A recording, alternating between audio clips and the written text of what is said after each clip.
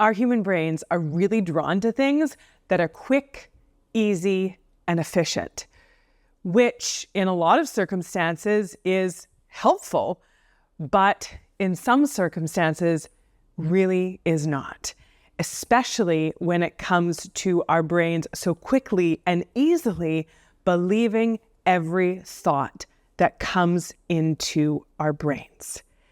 So today we're going to talk about a concept called cognitive diffusion. And if you can think of diffusion as, in the scientific term, a concentration of molecules moving from a place of high concentration to a place of low concentration, and really looking at our thoughts in the same way. When a thought comes into our brain and it is a thought that seems all-consuming and it's the only thing that we can see and it's leading to no good, as feeling anxious or stressed or depressed or upset or hurt or frustrated, and then moving that thought into a place of diffusion by acknowledging it as a thought, considering that there are other thought options, and not concentrating so intensely on this one thought that is causing all kinds of distress and upset within us. I'm going to explain what this is all about. I'm going to give you some visuals so that it really makes sense. And I'm going to give you some strategies to use in order to practice cognitive diffusion so that whatever thought comes into your head that is creating all kinds of problems for you is going to be more easily worked out and worked through, so you can create more calm and peace and balance and joy and love and connection and all of those wonderful things in your life. But first, if you're new here, welcome to our incredible little corner on the internet. Take a second, introduce yourself in the comment section below. If you are back again, it is always good to have you. Special shout out to my shifters. And if you haven't already, subscribe to the channel. The button's there. If you get something out of this video, hit the like button. That would be amazing. But either way, my name is Kristina, and I am a registered clinical therapist, a researcher, and a therapeutic coach. And I help heart-centered humans break through the crap that is holding them back so that they can like themselves and their lives more every day. And getting stuck in these automatic thoughts that seem so true and so easy to believe is getting in our way and holding us back. So if you can imagine yourself going through your life and whatever thought comes into your head, you automatically believe it. You think that that is the only thought that you can think. And because you thought it, it must be true. But what we don't really understand, or maybe haven't learned, is that a thought is just a sentence in our minds that we have derived meaning from and that we are clinging to as a truth. But it isn't necessarily. Our thoughts are just the culmination of things that we were taught or told or observed or absorbed or took in or took on. And so we've developed these thought patterns. We've developed these automatic thoughts that we don't realize are even just automatic thoughts and not necessarily truths. And because our brain likes that quickness and efficiency and ease, we think that we just have to believe it. Our brain is drawn to just consider or not consider anything else and only think that one thing. So you're walking down the street and someone gives you a sideways glance as you're passing them, and you're like, oh my gosh, they're judging me, right? They're judging my hair color, or they think what I'm wearing is weird, or whatever that is. Or you're in a meeting and your boss points out something that you did on a project that needs some work, uses your thing as an example to be like, hey, this is what we don't want to do. We want to do it more like this. And you think, oh my gosh, my boss thinks that I'm an idiot. I'm a failure. I don't know what I'm doing. They've just pointed it out to everyone else, and now everyone else thinks that. Or you find out that a friend is making plans with other people, or has made plans with other people and didn't invite you. And you're like, oh, no one likes me. No one cares about me. I'm not valuable. I don't actually have any friends. Or you set out to take on a project and you put your heart and soul into it, and maybe it totally flops, or maybe it just only gets mediocre results. And you tell yourself, I don't have what it takes. I can't do this. I'm a complete failure. Whatever that is, and I want you to sit and I want you to think about the last time something happened that you had a thought about that made you feel awful. And you might not have realized that the thing that made you feel awful about it was your thought about it, right? You might think that thing happened and I felt awful because that thing happened, instead of seeing that I felt awful about it because of what I thought about it. And my thoughts are not always truths. And there are a variety of optional thoughts I could think, but this is the one my brain chose to think. So that's the one that I am believing. So if we can see ourselves going through life, we think that we are seeing clearly. We think we are seeing the world as it is. But what we don't understand is we are seeing the world and others and interactions and people's expressions on their faces from where we are. We think we see things clearly, but we are actually walking through with a view that is clouded.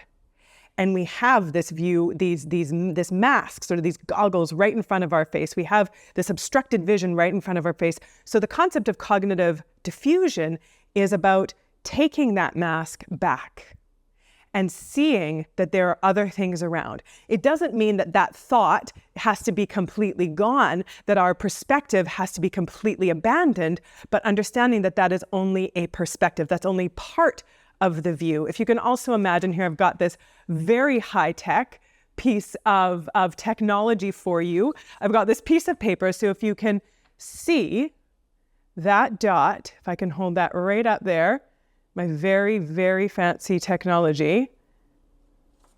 Give me a second here. Let me see where that little lens is. Okay, so this dot, because of the view of the camera, it's covering most of the view. There it goes. It's covering most of the view. And so we think that, well, this dot is the thought that I'm having. It's covering most of the view. So this is the only thing that's possible, instead of zooming back and seeing that there's so much else around this dot, that this is just a piece, this is just a particle, and there's so much else that could and that is happening around it. And so when it comes to diffusing our thoughts, what we want to be doing is first straightening out this camera after getting all up in there. What we want to be doing is we want to be taking that lens back or taking that mask back, zooming out on the situation and not having this concentrated singular thought that we are believing and clinging to. Let me tell you a story. So recently I was working with someone and she was talking about some things that had been going on with her and some friends. And she had been in this kind of pretty tight, close group of friends. And then over the years had found that, some of those friendships were starting to not be quite as close, that there wasn't as much effort going in on the other friend's part, and they were starting to become a little bit more distant. And so her automatic thought was, they don't really like me. I'm not really valuable to them. They don't really care about me. And because I'm the only person who's ever putting forth the effort and they're not really initiating anything, it shows that they no longer value my friendship and don't want to be friends with me anymore. And this was the only thought that she could see. And I'm not going to try to do this again because that was a lot harder than I thought it was going to be. But you can see that she was only seeing this singular black dot, this singular thought. She was seeing the situation like this. And because that thought was so concentrated, she was feeling down about herself. She was feeling like a reject. She was feeling unimportant. She was feeling like people didn't really like her and she didn't really have anything valuable to offer to her friendships. And then one day, a short time after she had made this, foregone conclusion, this is the only conclusion, that they don't really like me anymore, she ran into one of those friends and they started chatting, and the friend said, "Oh my gosh, it's really good to see you. Things have been so busy. Now that our kids go to different schools, we don't see each other as often. Now that we have kids and all these sports and all these activities, I'm driving around, I'm working, I'm trying to figure all this stuff out. And, life just feels so crazy right now." And she was like, "Yeah, I get it. Totally. I'm in the same boat. I'm going through the same thing." And then the friend said, "Well, it sounds like we've both been really busy lately and so haven't had as much time to connect. It would be great to get together for a glass of wine sometime in the next couple weeks. Send me a text with your schedule and let's work something out." And so all of a sudden now she had this evidence to prove that these friends, and particularly this one friend she had evidence for, had not lost touch or become more distant because this friend obviously didn't like her and, thought she was weird or annoying. It's because that friend had a lot going on, had kids and job and things happening, errands and running a house and all of this stuff. And because she only saw what was in the black dot, she was making herself feel terrible and didn't think to diffuse those thoughts and see that there are a lot of other things that could be going on here. And had she had that conversation with herself, taken a step back, pulled away that mask and said, maybe it isn't that I'm a loser and a reject. Maybe it's for some other reasons, and here are some other options. And as soon as we do that in any circumstance, we can kind of diffuse that original thought that's making us feel all kinds of terrible and see that there are other options. Now, maybe it is true that her friends no longer liked her and wanted her around. And so again, does that mean that she's a loser and a reject? Probably not, if she was to take a step back and look at other evidence to support that she did have other friends, that she did have other connections, that there was evidence of love and acceptance from other people in her life. But in that moment, because that's all she could see, that's all she was believing. And so she was making herself feel all kinds of terrible. So cognitive diffusion. This is the skill of not fusing so intensely to every thought that comes into our mind, knowing and noticing that our brains like ease and efficiency and fast, but that's not always going to be helpful. Sometimes we need to slow it down. We need to take a step back. We need to consider that this is just a thought, not necessarily a truth. And so the first skill that we can use to start bringing more cognitive diffusion into our life and not concentrating so heavily on the first thing that pops into our brain, especially if it's not all that helpful, is to notice our thoughts as thoughts. And you can do this as simply as being able to say to yourself, I notice I'm having the thought that because I haven't heard from this friend for a while, that they don't like me, they think I'm stupid or annoying, or I'm not worth their time, which means that I'm not worth anyone's time, right? I notice I'm having the thought that. And just by doing this, we give our brain that space between the thought and noticing that it is a thought, being able to see it as a thought instead of unconsciously fusing to it as a truth. Another skill that's going to help you build that cognitive diffusion so that you're not getting so caught up in and then thrown off by whatever thought comes into your mind is to recognize that we all have an inner critic. Some of us even have an entire committee of a-holes that likes to sit right on our shoulder and chirp words into our ears, things like, you don't have what it takes, you're not good enough, you're not smart enough, you're not competent enough or capable enough, lovable enough, worthy enough, interesting enough, magnetic enough, whatever that not enough message is that your brain likes to default to whenever you're feeling vulnerable and leave you feeling all kinds of awful, recognizing that this is your inner critic. This is that voice that likes to come in and get you to believe those things, but you don't have to. You are not your thoughts. You are the thinker of your thoughts, which also means you do not have to believe whatever thought comes in there, including the most convincing critic. Some people find it helpful to name their inner critic. Hillary, Mike, Bob, Xavier, Karen. I apologize if that is any of your names. No shade against you. These were just the names that popped in. But sometimes people do. Any kind of name that you're like, yeah, I could see that inner critic being a Sebastian. Totally. Don't know why, but that's just what we're going with. And then be like, oh, there's Sebastian again. Or there's Holly coming in and trying to get me to believe all this kind of stuff. And that again gives us that space between ourselves and our thoughts so that we're not fused so closely with them. Another skill to develop that cognitive diffusion is to practice saying whatever it is, the I'm not enough statement or whatever kind of unhelpful thought that is coming in and throwing you off, saying it in a silly voice. And this is backed by research, and it is an effective tool for some people. And try it before you knock it, but being able to say whatever that thought is in a variety of silly voices and just see what happens in your brain. If your thought is, you don't have what it takes, being able to say like, you don't have what it takes. You don't have what it takes. You don't have what it takes. You don't have what it takes, my partner.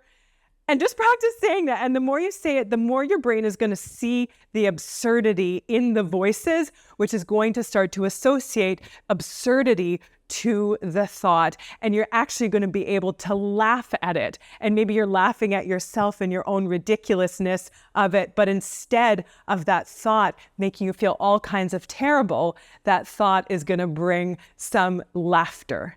And if we can create this connection between the thought and laughter, then the next time your brain tries to tell you and tries to get you to believe that thought, you automatically are going to start laughing at it and be like, oh my gosh, that is so ridiculous. It's this really wild thing that comes with creating this association in our brain. So try it before you knock it and see what happens with it. Another skill to build that cognitive diffusion, and this is a really powerful one, is to picture a dear friend, someone that you love, that you feel close to, that you value, that you feel safe with, that you respect.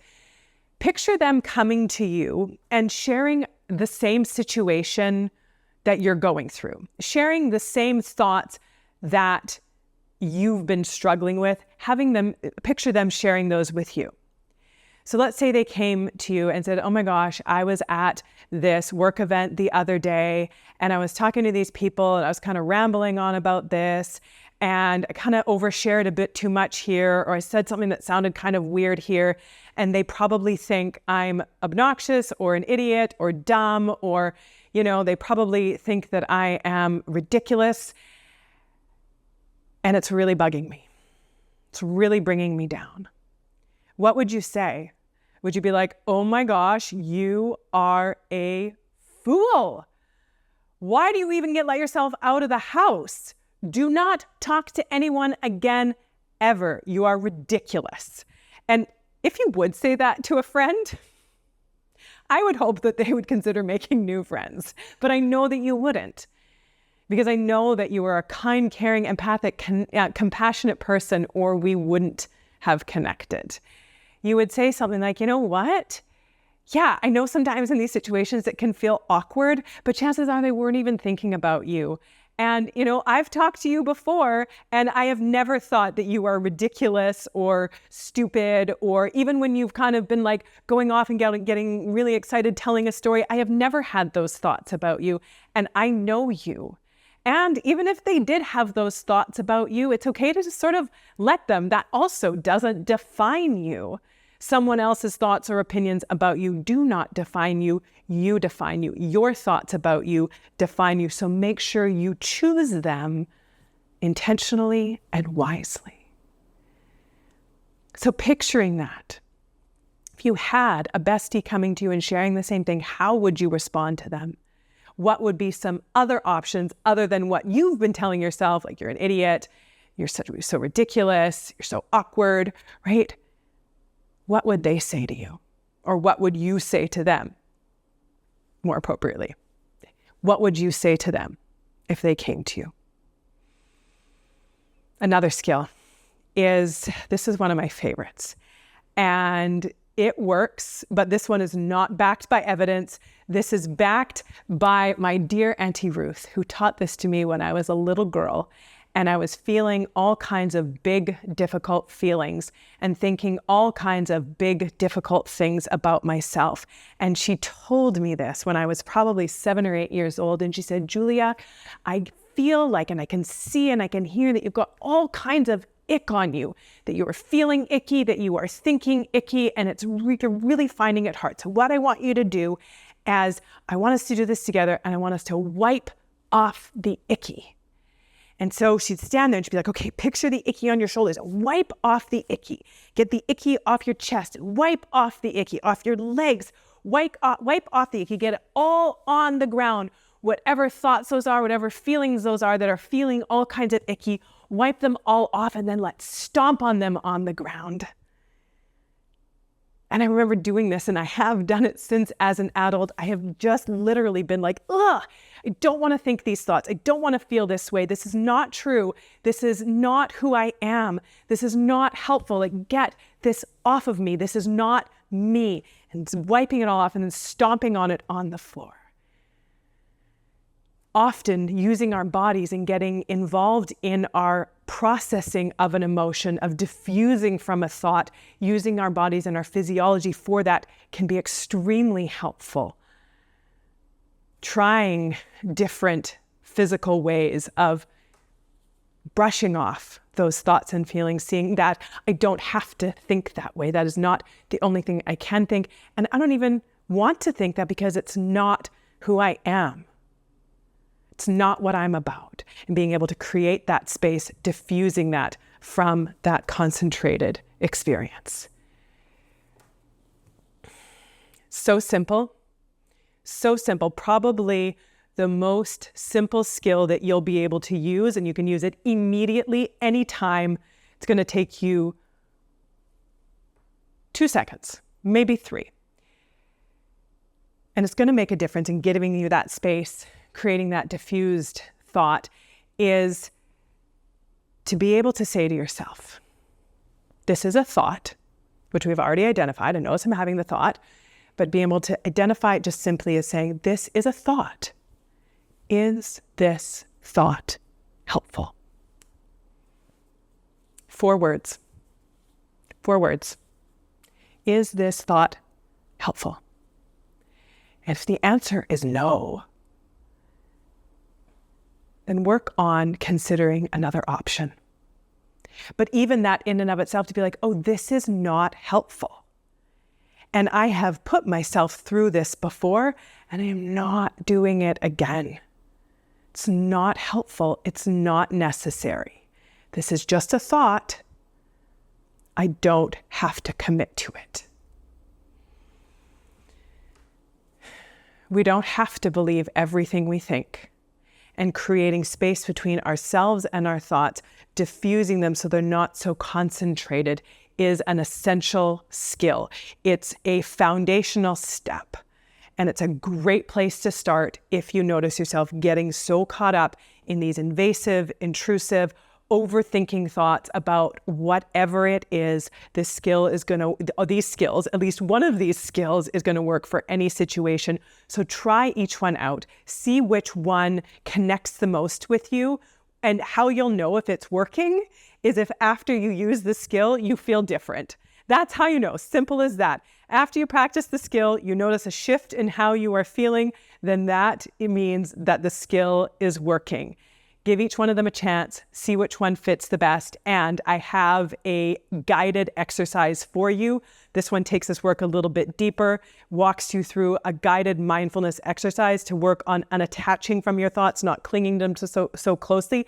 It's a powerful one. I know thousands of you have it already, but if you don't have it, make sure you grab it. It is my 10-minute guided mindfulness exercise. It's free. The link is in the description, and you are going to love it. You are not your thoughts. You are the thinker of your thoughts, and you have a lot more jurisdiction about which ones you adhere to, which one you fuse with, and which ones you allow to diffuse. Always good to be with you. Grab that 10-minute guided mindfulness exercise. Let me know what was helpful in the comment section below. And until next time, take good care.